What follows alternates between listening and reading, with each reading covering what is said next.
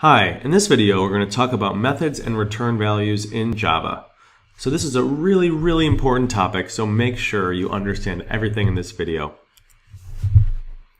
So methods take in parameters and can give back results called return values. So that gives us all the big pieces when we talk about methods. So let's revisit our sum method. So say we have int x equals 5 and y equals 10, and we call sum xy. This method sums x and y and prints out the result. But what if we wanted to keep that result? What if we wanted to keep that sum and do something with it? So this is where we need return values. So let's look at sum with return values. So we'll say private int sum, int first, int second. Then we'll say int total equals first plus second and return total. So there's two big differences here. One is return total. That's the return statement, which is actually giving that value back. And the other part is int up at the top right here. This int is actually the type that we're returning. So let's get a sort of visual idea of what a method with a return value looks like. So remember, we think about methods as boxes, right? Where we can give some inputs in to that method, and then we'll get something back. So 5 and 8, those are the parameters to our sum method. And then what do we get out? We get out the sum, which is the value 13. So that orange box there, that's the return value. When we call the method, we actually get that number back, and we can do something with it. So let's look a little bit more calling a method with a return value. So let's say I say int result equals sum 5, 8. Now the big difference here is that result now has the value 13. We gave 5 and 8 into sum, and instead of printing something out, we keep the return value. So this is a big idea because most methods won't print out something. Most methods will give us back return values. So another example down here, if I say int x equals 14, y equals 2, int total equals sum x and y, total now will get the value 16. One thing to note, if a method does not have a return value, you'll get an error if you try to assign a void method to a variable. So let's look at another method called add1. So private int add1 int x. So what this is this is a method called add1 that takes in an integer called x and adds 1 to it and returns an int as the result. So all the code for that method is just to return x plus 1. So let's look at an example. If we say int x equals 5 and then int y equals add1 x, y now gets 6. And if we say int z equals add1 11, z now gets 12. We'll look at one more example. So let's say we have a double number method. And 5 comes in as a parameter into our double number box, and then it does the work it needs to do, and it gives us back the result, which is 10. So 10 is the return value. So let's look at defining this method. We'll say private int double number int x. We say int doubled x equals 2 times x, and then we can return that result. So we're taking in that input called x, we double it, and we return the value. And this gives us a method that doubles any number. So that is the return statement. So let's look what it looks like to call a method with a return value. So remember variables, let's say we have this variable num, which contains the value 5, and then we say int doubled equals double number of num. So what's going to happen there? It goes into our box, right?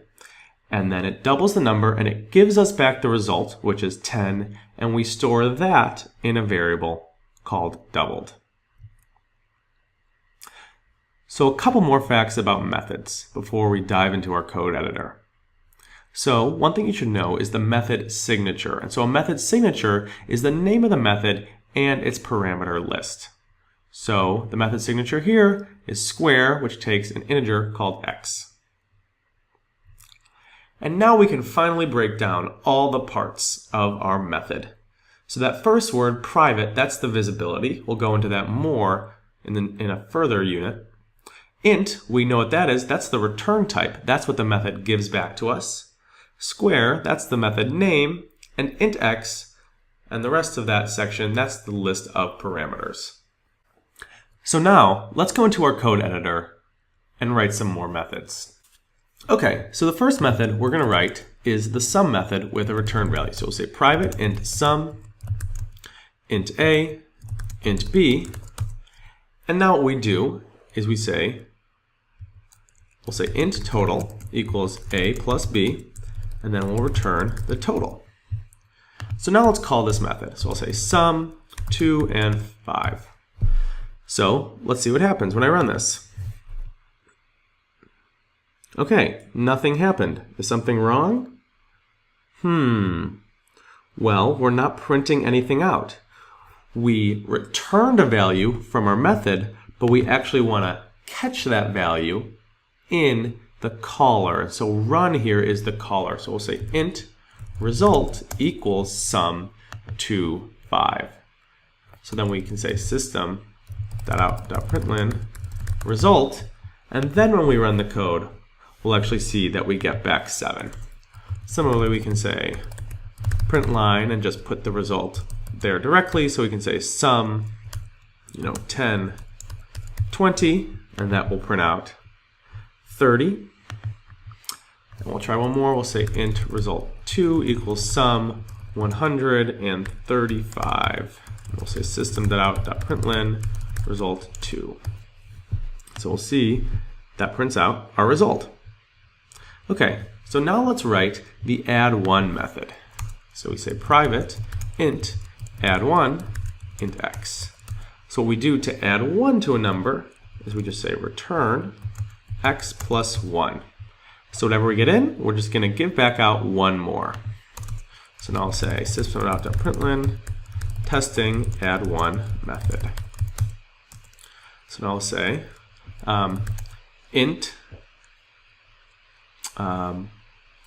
y equals add1 of 5. We just say system.out.println y. And so we should see that y prints out 6.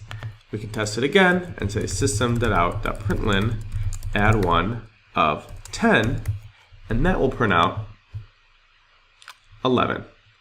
So let's do one more method together. We'll say private int double number int x.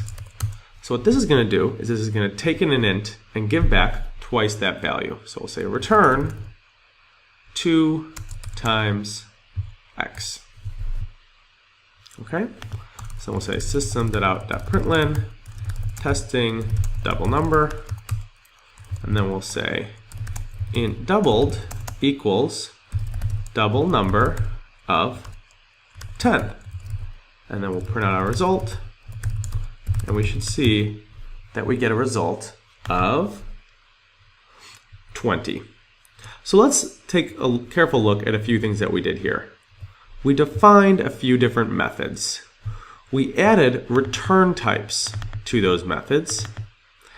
And then we wrote our methods, and they all additionally have a return statement. Then when we call our method up here, we save our result either in a variable or by printing it out. We'll look at one more thing before you try it out.